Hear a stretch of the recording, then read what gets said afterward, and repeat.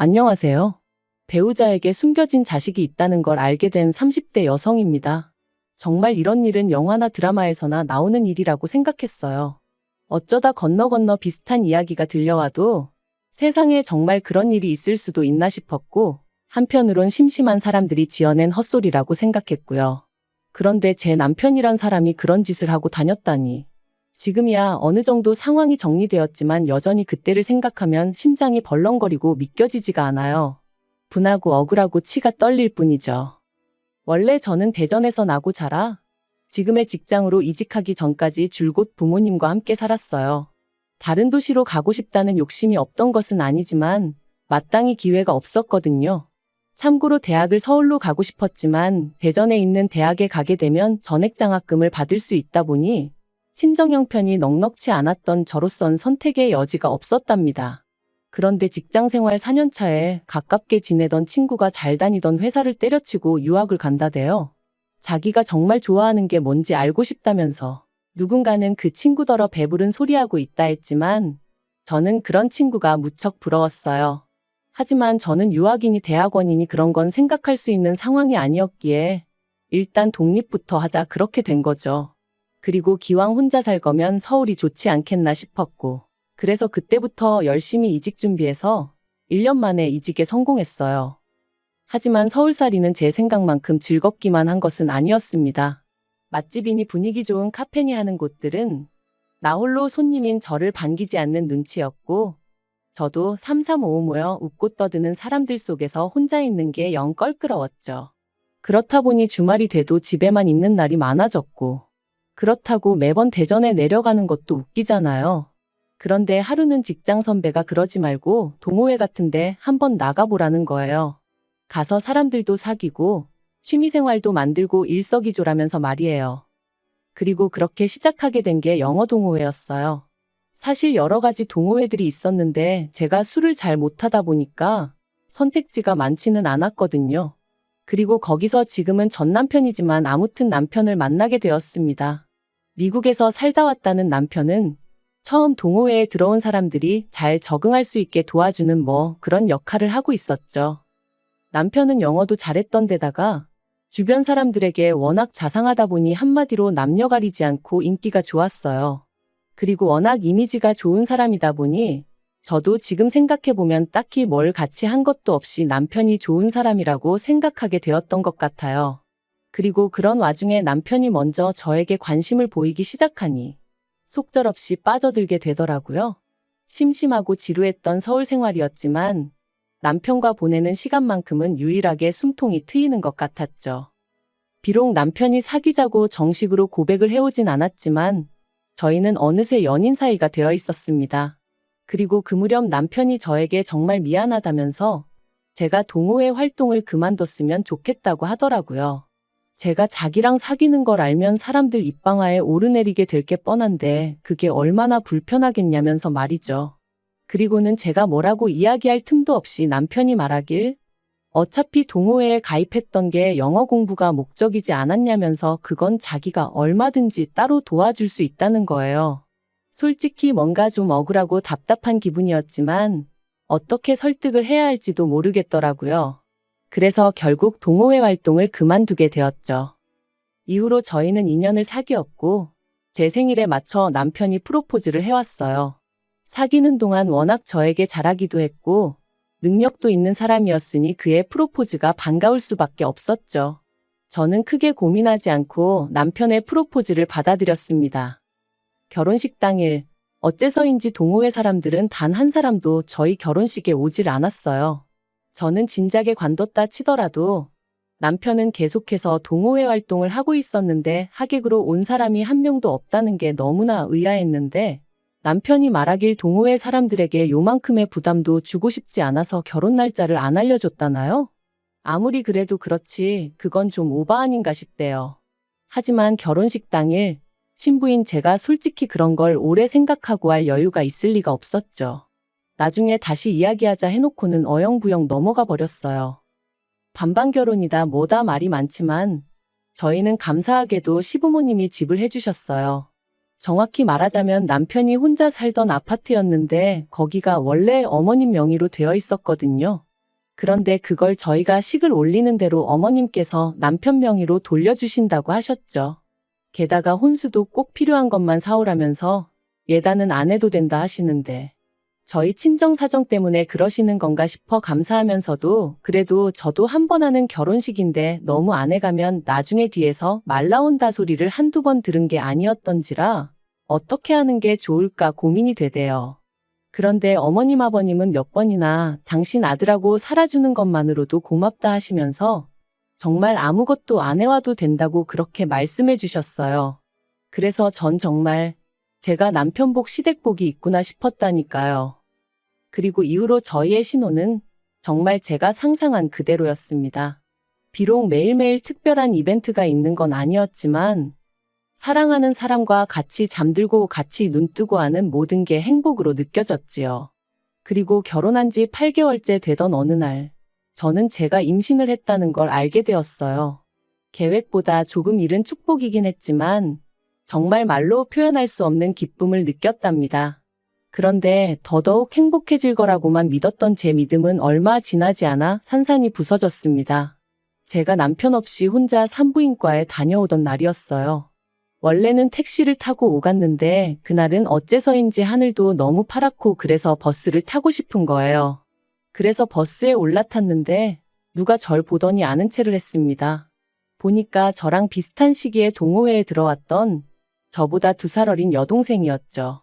깜짝 놀랐기도 하고 반갑기도 하고 그래서 제가 바쁜 거 아니면 내려서 커피 한 잔 마시고 가라 했더니 그렇지 않아도 자기도 제 안부가 궁금했다면서 좋다고 하더라고요. 동생이 언니도 아메리카노 마실 거냐 묻길래 커피는 지금 못 마신다 딸기 음료로 마시겠다 했더니 동생이 언니 커피 좋아하잖아요 그러더라고요. 그런 소소한 것까지 기억을 해주다니 너무 고마웠죠.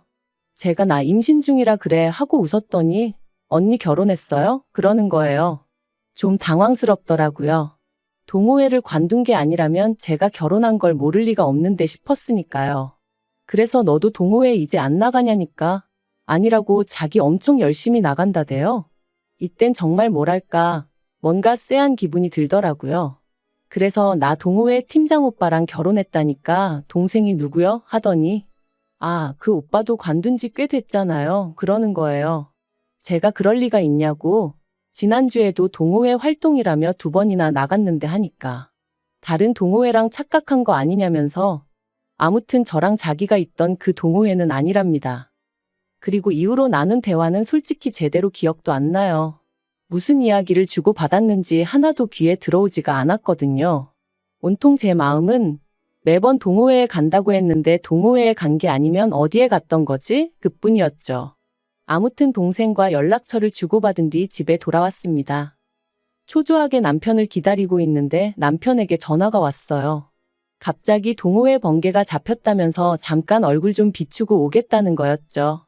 제가 어디서 하냐 물으니 집에서 꽤 먼 동네를 대면서 말이에요. 그래서 가지 말고 그냥 오라고 했어요. 할 얘기도 있으니 지금 바로 오라고요. 사실 그때까지도 남편이 동호회 활동으로 어디 간다 뭐 한다 했을 때 한 번도 막은 적이 없었거든요. 어쨌든 그 동호회 덕분에 제가 남편을 만났다 생각했기에 동호회 활동은 뭐가 됐건 간에 다 좋게 봐주려고 했었죠. 그런데 그런 제가 가지 말라 하니까 남편도 꽤나 당황한 것 같더라고요. 그리고 한 2시간쯤 흘렀을까 현관문 열리는 소리와 함께 남편이 모습을 나타냈어요. 그런데 동호회 번개에 못 가게 해서 그런가 산부인과 갔다 온 걸 알 텐데 뭐 하나 물어보지도 않고 툴툴거리며 안방으로 들어가 버리더라고요. 어이가 없어서 제가 지금 뭐 하자는 거냐니까 할 얘기가 뭔데 동호회 번개도 못 가게 하냐면서 자기가 거기서 얼마나 중요한 역할을 하는지 모르냐 내조를 이렇게밖에 못 해주냐 그딴 소리나 하고 있대요. 그래서 오늘 만난 동생 이름을 대면서 그 동생이 당신 동호회 진작에 관뒀다던데 어떻게 된 거냐고 따졌어요. 그랬더니 남편 얼굴이 순식간에 벌개지는데 남편이 그렇게 당황스러워하는 거 정말 처음 봤거든요. 아, 뭐가 있긴 있구나 싶은 게 연애할 때부터 지금까지 동호회 핑계대고 매번 어디 갔던 거냐고 솔직히 말하라고 했죠. 하지만 역시나 남편은 제가 무슨 말을 하는지 모르겠다면서 저더러 어디서 뭘 듣고 와서 생사람을 잡느냐고 소리를 지르대요. 그래서 제가 뱃속에 애가 듣는다고 목소리 낮추라고. 그리고는 아까 만난 동생에게 전화를 걸었습니다. 동생이 전화를 받으니 남편 얼굴이 다시 한번 벌개지대요. 그래서 제가 오늘 그 동호회 뭐 번개 같은 거 하냐니까 동생이 언니 아까부터 이상한 소리만 한다면서 공부하는 동호회의 번개는 무슨 번개냐고 그런 거 없어요 그러더라고요. 그리고 그제서야 남편이 하는 말이 실은 자기가 그냥 자유시간이 필요했다 그런데 제가 괜한 오해를 할까봐 동호회를 팔았다 미안하다 그러더라고요. 어이가 없었죠. 제가 연애하는 동안 남편을 구속하기라도 했으면 모를까? 오히려 주변에서들 남편을 너무 믿는 거 아니냐? 너무 풀어주는 거 아니냐 소리를 들을 정도였거든요. 그런데 무슨 자유시간이 필요했니 어쩌니. 하지만 일단은 더는 뭘 추궁할래도 증거도 없고 그래서 알겠다고 앞으로 거짓말하지 말라고만 했네요. 하지만 여자의 직감이라는 게 이게 다가 아니다 싶었습니다. 그래서 이튿날 남편에겐 말하지 않았지만 회사에 반차를 냈어요. 그리곤 출근하는 척 나갔다가 다시 집으로 되돌아와 남편 방을 뒤지기 시작했네요. 남편을 못 믿어서 남편 핸드폰을 뒤졌다 뭐 그런 이야기를 들을 때면 뭘 그렇게까지 해가면서 살아. 차라리 이혼하고 말지. 그렇게 말하던 사람이 바로 저였는데 스스로 꼴이 우스워 헛웃음이 다 나더라니까요. 그러다 결국 저는 남편의 노트북에서 웬 여자와 아이가 함께 찍힌 사진을 발견했습니다. 그리고 그 여자는 자세히 보니 제가 아는 여자였어요. 저와 마찬가지로 그 망할 동호회에 있던 여자였죠. 다시 동생에게 전화를 걸어 그 여자 인상착의를 말하니 단박에 누군지 알아채대요. 그래서 그 여자 연락처를 알아냈습니다. 여자에게 연락했고 그렇게 알게 된 사실은 충격적이었어요. 여자는 제 존재를 알고 있었는데 실은 저랑 남편이 사귀기 전 자기랑 남편이랑 사귀던 사이였답니다. 결혼 이야기까지 나왔었는데 저희 시부모님이 반대해서 결국 헤어졌다고요. 그리고 얼마 안 있다가 저랑 남편이랑 연애를 시작했고 자기도 그제서야 임신한 걸 알았다면서. 하지만 남편이 저랑은 못 헤어진다 하고 자기는 애 아빠가 필요해서 일주일에 한두 번 만나서 아빠 노릇 해주는 조건으로 관계를 이어가고 있는 거라대요. 그러면서 저희 남편은 아무 잘못이 없고 다 자기가 잘못한 거라는데 이건 무슨 지가 대단한 사랑을 하고 있는 줄 아는 건지 웃기지도 않았죠. 그래서 니들 둘 다 똑같은 XX들이라고 육갑 떨지 말라고 했어요. 그랬더니 자기도 솔직히 저 만나면 하고 싶은 말이 많았는데 참는 거라면서 엄밀히 말해서 자기가 먼저 사귀던 사이니 자기가 본처고 제가 첩 아니냐는 거예요. 이게 미쳤나 싶어서 그럼 네가 나 한번 상간녀로 고소해보라 했습니다. 나는 할 거니까 너도 꼭 해보라고요. 그리고 그날 저녁 아니나 다를까 그 여자로부터 남편도 연락을 받았던 거겠죠. 평소보다 퇴근이 늦더니 현관에서부터 쥐새끼 마냥 제 눈치를 살살 살피더라고요. 그래서 생쇼하지 말라니까. 자기가 어떻게 했으면 좋겠냐는 거예요. 그래서 뭘 어떻게 하느냐고 이혼하자 했습니다. 그랬더니 저더러 뱃속에 애가 듣는다면서 임신까지 해놓고 무슨 이혼이냐고 자긴 저랑 이혼 못한다는 거예요. 황당해서 무슨 신보냐고 물었어요. 그랬더니 자기가 절 너무 사랑한다나요? 어이가 없어서 이게 무슨 사랑이냐고 개나 줘버리라고 됐다고 했습니다. 그리고 그때 아랫배가 찌르는 듯이 아프더니 뭔가 흐르는 느낌이 나대요. 유산이었어요. 제가 유산을 하면서 남편의 이중생활까지 전부 다 양가 부모님들이 알게 되셨습니다. 당연히 난리가 났죠. 하지만 제가 정말 충격을 받은 건 시부모님이 보이신 행동 때문이었어요. 미안하다 하시면서도 이렇게 된 거 그 여자한테서 당신 핏줄은 데려와야 하지 않겠냐며 저더러 걔 엄마가 되어주라셨거든요. 그게 말이 되냐 제가 소리를 질렀어요. 멀쩡하게 지 엄마가 잘 키우고 있는 애를 왜 어머님이 데려오신다는 거며 그렇다고 한들 제가 그 애를 왜 키우느냐고요. 사실 저는 그 여자도 싫었지만 이 모든 일의 중심에는 남편이 있다고 생각했거든요. 하지만 어머님이 하시는 말씀이 당신이 집도 해줬고 원하면 차도 한 대 뽑아줄 수 있다. 바라는 건 그저 당신 아들한테 좋은 아내 되어주고 애 데려오면 좋은 엄마 되어주고 좋은 며느리까지는 바라지도 않겠다 하지만 그동안 우리 아무 문제 없이 잘 지내지 않았냐. 유산하게 된 건 정말 유감이지만 애는 또 가지면 되는 거니까 하시는데 정말 그전까지는 좋게만 보였던 어머님이 다른 사람처럼 느껴지더라니까요. 당연히 죽어도 싫다고 했고 상간녀 소송하고 이혼 소송하겠다 했어요. 그리고 제 집만 챙겨서 바로 친정부모님이 계신 곳으로 향했죠. 그리고 소송 결과는 말할 필요도 없이 제가 이겼습니다. 법적으로나 상식적으로나 제가 이기는 게 당연한 일이었죠. 그래서 상간녀로부터 3천 받았고 남편으로부터도 3천 받았습니다.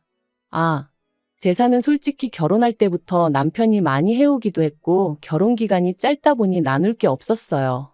하지만 그런 걸 처음부터 생각하고 이혼을 한 건 아니었는걸요. 그저 이 사이코 같은 집구석하고 하루빨리 법적으로든 뭐로든 완전히 남남이 되고 싶었을 뿐이에요. 그런데 솔직히 웃어야 하는 건지 모르겠는데 저는 남편이랑 그 여자랑 살림을 합치지 않을까 싶었거든요. 아이도 있고 하니까. 그런데 시부모님이 그렇게만 했다간 재산은 1원 한 푼 안 주겠다 하셨던 모양이에요. 그리고 남편이 정말 그 여자한테 마음이 없긴 했던 건지 아이 찾아오려고 소송 시작했다 들었습니다. 어떻게 될런지는 모르겠지만 솔직히 그래도 엄마가 키우는 게 낫지 않나? 하긴 제가 알게 뭐예요. 지들끼리 지지고 볶든 말든 알아서 하겠죠. 비록 제 손에 6천 좀 넘는 현금이 생기긴 했지만 이혼과 유산이라는 씻을 수 없는 상처를 받았으니 조금도 위로가 되지는 않아요. 하지만 만약 몰랐다면 몇 년이고 계속해서 바보처럼 살았겠죠. 아이도 낳았다면 아이가 있으니 더더욱 이혼은 생각하기 어려웠을 테고요. 그런 생각을 하면 그래 이렇게라도 끝났으니 다행이다 싶기도 하다니까요. 아무튼 이제 다시 누군가를 사랑할 수 있을지 그래서 제가 한때 꿈꾸던 그런 가정을 꾸릴 수 있을지 모르겠습니다. 그저 지금은 저 하나 추스리기도 버거워서 말이죠. 시간이 약이라는데 믿고 기다려봐야겠죠. 즐겁지 않은 이야기지만 그래도 시간 내서 들어주셔서 너무 감사하고 그것만으로도 저에겐 정말 큰 위로가 됩니다. 감사해요. 긴 이야기 들어주셔서 감사합니다. 오늘의 사연은 여기까지입니다. 구독과 좋아요, 알람 설정해주시면 앞으로 더 좋은 사연으로 찾아오겠습니다. 감사합니다.